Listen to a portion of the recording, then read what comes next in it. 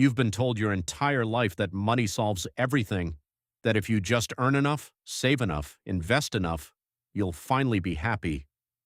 But then you look at the people who actually made it, the millionaires, the CEOs, the entrepreneurs who cashed out and bought the dream house and the dream car, and something doesn't add up. Because statistically, after a certain number, more money actually makes you more miserable, and that number is significantly lower than you think. My name is Marcos, and I spend an unhealthy amount of time studying the psychology of wealth, not just how people build it, but what it actually does to their minds once they have it. Most financial content will tell you to chase the next milestone, the next portfolio target, the next income bracket. But they never talk about what happens when you get there and still feel empty inside. This one matters more than you realize. Let me paint you a picture. There's a man named Richard. He's 47. He built a software company from nothing and sold it for $23 million. He lives in a 6,000 square foot home in Scottsdale. He drives a matte black Porsche Cayenne. He has a personal chef, a financial advisor, and a home gym that would make most commercial gyms jealous. And Richard hasn't slept more than 4 hours a night in 3 years. He's on his second marriage. His kids barely talk to him. He sits at dinner parties surrounded by people who want something from him, and he can feel it. That invisible weight of transactional relationships pressing down on every conversation. You'd look at Richard's Instagram and think he has everything. But behind that curated life, he describes a feeling that researchers call arrival fallacy. The crushing realization that reaching your biggest goal didn't deliver the emotional payoff you spent years expecting. And Richard is not an outlier. He's the pattern. A landmark study from Purdue University analyzed data from over 1.7 million people across 164 countries. They found that emotional well-being peaks at roughly $75,000 per year. After that, life satisfaction doesn't flatline, it actually begins to decline. Let that sink in. The person earning $400,000 a year is statistically less satisfied with their life than someone making $75,000. Now you might be thinking, that can't be right. More money means more freedom, more options, more security, and you're partially correct. But here's the part that most people completely miss, and it might be the most important point in this entire video. Here's where the math gets uncomfortable, and I mean genuinely uncomfortable, because it challenges everything we've been taught about success. A Harvard Business School study surveyed over 4,000 millionaires. They asked a simple question: how much more money would you need to feel like a 10 out of 10 on life satisfaction? The answer across nearly every wealth bracket was the same. They needed 2 to 3 times more than they currently had. The person with $2 million said they'd need $5 million. The person with $5 million said 10. The person with 10 million was certain 25 million was the real number. It's a treadmill, and nobody gets off. Meet Sarah. She's a corporate attorney in downtown Chicago earning $347,000 a year. 5 years ago, she was making $120,000 and was objectively, measurably happier. She had dinner with her closest friends 3 times a week. She read 2 books a month.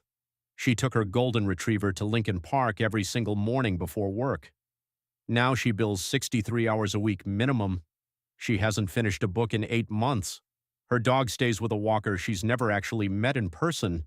And every month she opens her investment account, which has crossed the $1.2 million mark, and feels absolutely nothing. Just a dull, flat numbness where excitement used to live. Sarah isn't failing at life. She's succeeding by every traditional metric that society told her to chase, and that's exactly the problem. Psychologists call this phenomenon hedonic adaptation. Your brain has a brutal, efficient mechanism built into it. It automatically recalibrates your baseline happiness to match your current circumstances. That brand new car you were so excited about, thrilling for exactly 11 days on average. That corner office promotion you worked 3 years to earn, meaningful for about 3 weeks. That bigger house with the extra bedroom and the pool. Your brain fully adjusts within 2 months, and then it starts wanting more. The research here is devastating. Dr. Sonia Lubomirsky at UC Riverside conducted a comprehensive meta-analysis and found that your circumstances, your income level, your house, your possessions, your car, account for only 10% of your overall reported happiness. 10%. That means you're grinding 70 hours a week, sacrificing sleep, health, and relationships to move a needle that barely moves at all. But here's where things get really interesting, and this is something that will probably surprise you even if you've studied this topic before. The real damage that wealth causes isn't about what money fails to give you, it's about what it actively, systematically takes away from you. Before you had significant wealth, your relationships were beautifully simple. You grabbed coffee with a friend because you genuinely liked spending time with them. You called your brother on a random Tuesday because you missed hearing his voice. People showed up at your front door because they actually wanted to see you. No agenda, no angle. After you cross a certain threshold, and researchers place this at roughly $3 to $5 million in net worth, something fundamental and irreversible shifts in your social world. You start asking yourself a question that poisons absolutely everything. Would this person still be here if I had nothing? That question is a psychological acid. It corrodes trust, it isolates, and the wealthier you become, the louder it gets. A study published in the journal Psychological Science found that individuals in higher socioeconomic brackets demonstrate measurably lower empathy. They're worse at reading facial expressions. They interrupt more in conversations. They literally become less capable of human connection, not because they're bad people, but because wealth restructures the brain's social circuitry. Dr. Dasher Keltner at UC Berkeley calls this phenomenon the power paradox. The very traits that helped you build wealth in the first place, that relentless drive, that fierce competitive instinct, that ability to compartmentalize your emotions and push through discomfort, those become the exact traits that systematically destroy your quality of life once you actually have the money. Think about that for a second. The skills that got you to the top are the precise skills that make being at the top unbearable, and it creates a devastating vicious cycle. You feel disconnected from the people around you, so you throw yourself into work to distract yourself. You work more hours, so you earn more money. You earn more, so the gap between you and everyone else widens. You feel even more isolated. And the cycle accelerates. Round and round and round it goes. Here's something that might blow your mind. The Boston College Survey on Wealth found that among respondents with an average net worth of $78 million, the most commonly reported emotion was, and I'm not exaggerating, anxiety, not joy, not peace, not satisfaction, anxiety. People with $78 million lying awake at night worried about money, not because they don't have enough, but because now they have something to lose. But here's where most people mess this up, and I see it constantly. The solution isn't to stop pursuing wealth. That's lazy, reductive advice, and I'm not going to insult your intelligence by giving it to you. The solution is to fundamentally understand what money actually is, and perhaps more importantly, what it is not and was never designed to be. Money is a tool. It's an extraordinary, powerful, genuinely life-changing tool. But it's a tool the way a hammer is a tool. If you use a hammer to build a beautiful house for your family, that hammer is remarkable. If you pick up that same hammer and try to use it to define your identity and your worth as a human being, you've got a very serious problem.